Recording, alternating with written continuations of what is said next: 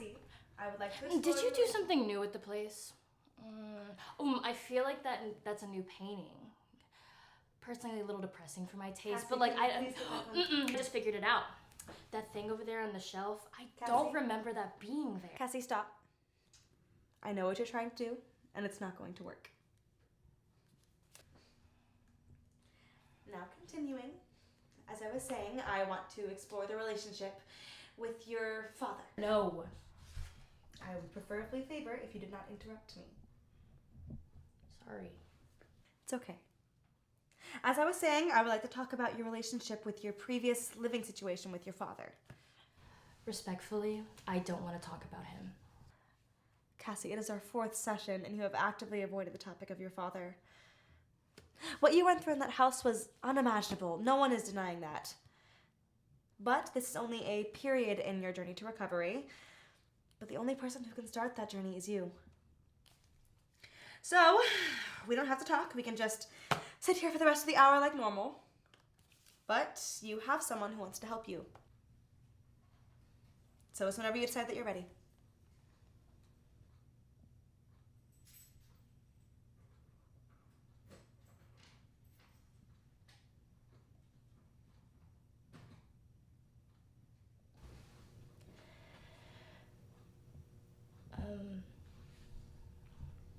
He abandoned me. And how did that make you feel? Angry? I don't know. Everything is kind of a blur. All I remember was seeing red. Okay, all right. Can we expand on that a little bit if possible? I just don't get it. What is it that you don't seem to get? How someone can fight for their child in a custody battle only to end up abandoning her. In most cases, when a parent abandons their child, they find that they're not ready to take on the responsibility of said child. But it's like, don't fight for a kid if you aren't ready for one. I'd go weeks without a shower, without running water. Everyone at school would bully me so bad, and then I'd come home to have no one. And then he'd just leave. No heads up, no note. And then he'd show up. God, who knows, however many days later, passed out, drunk on the couch. And I couldn't do anything. Who could? I'm so mad for what he put me through.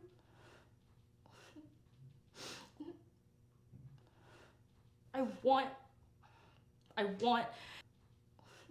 to hate him. It's okay. Take your time.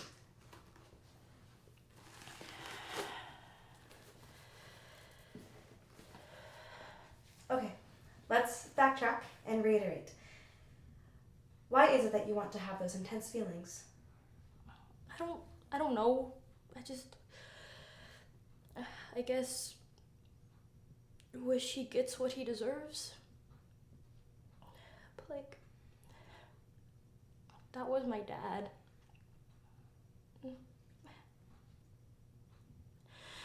I can't.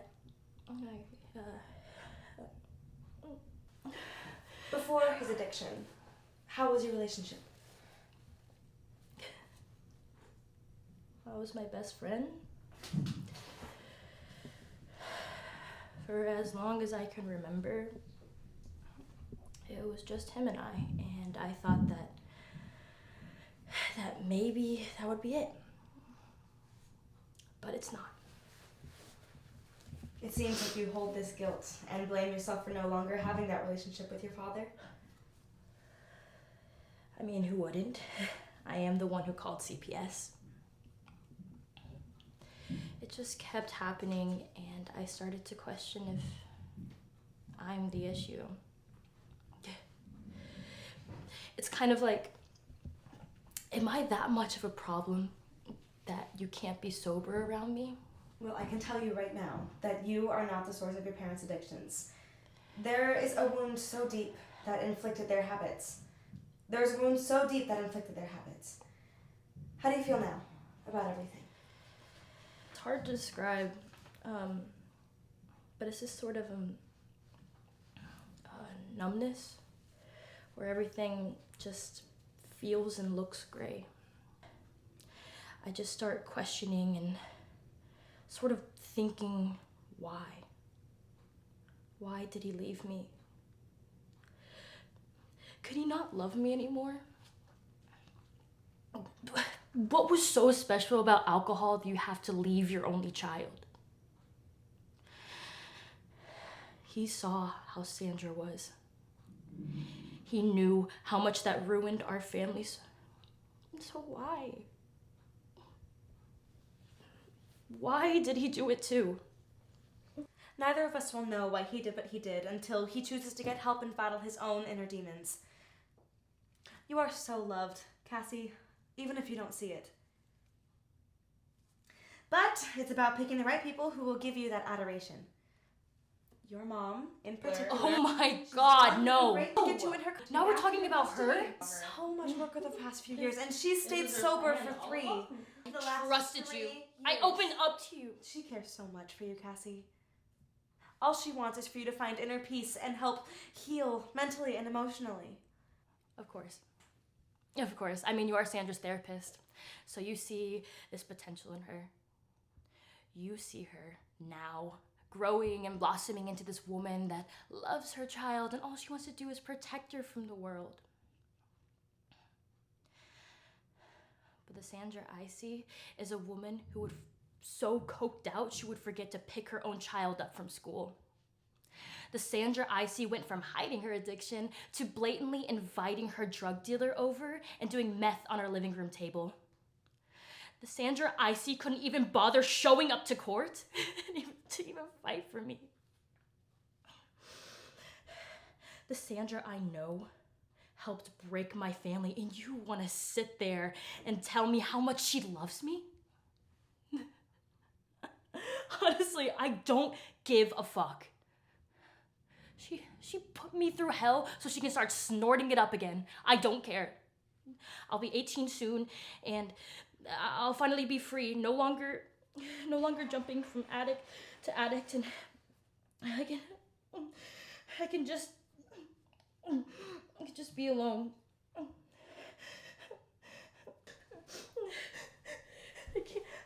I can't breathe. You're having a panic attack. It's completely normal. Do you remember that painting when you came in? Remember what you said? It looked depressing. Okay, why? It the dark colors kind of remind me of my old house. Sort of just darkness. No sunlight. Good. Breathe.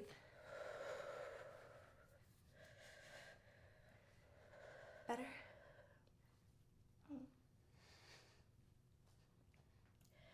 None of this is your fault. What? Everything. You adopted. Some children are just born into tragedy.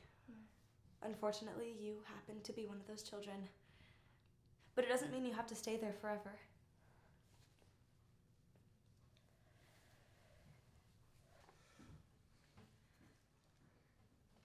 From everything you've expressed to me, I noticed some things.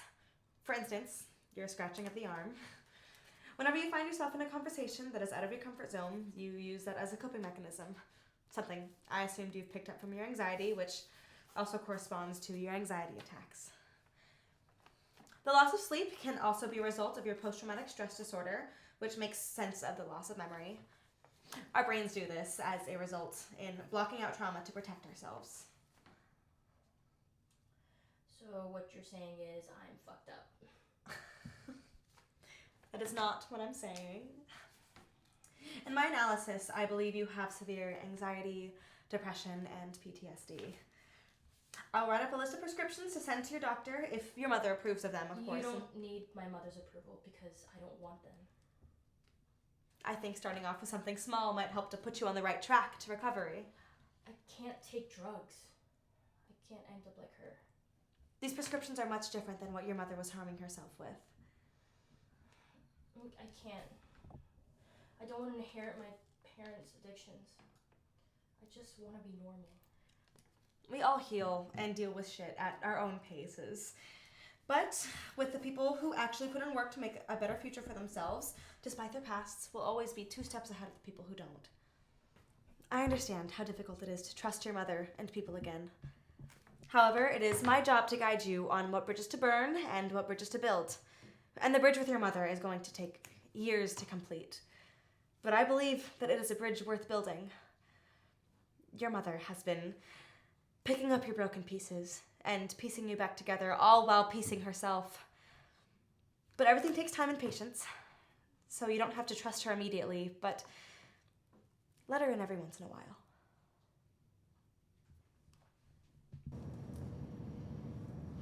Hey, are you ready to go home?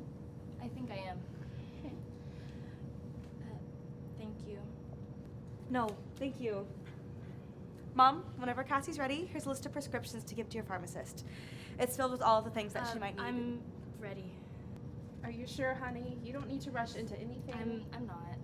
I just want to be myself again, if that's okay. Mom. Of course. Yeah, that's all right with me. Well, I'll see you both next week. You guys have a lovely rest of your day. Thank you, doctor. You as well. Thank you. Are you hungry? Starving. Perfect. There's this new place that just opened up.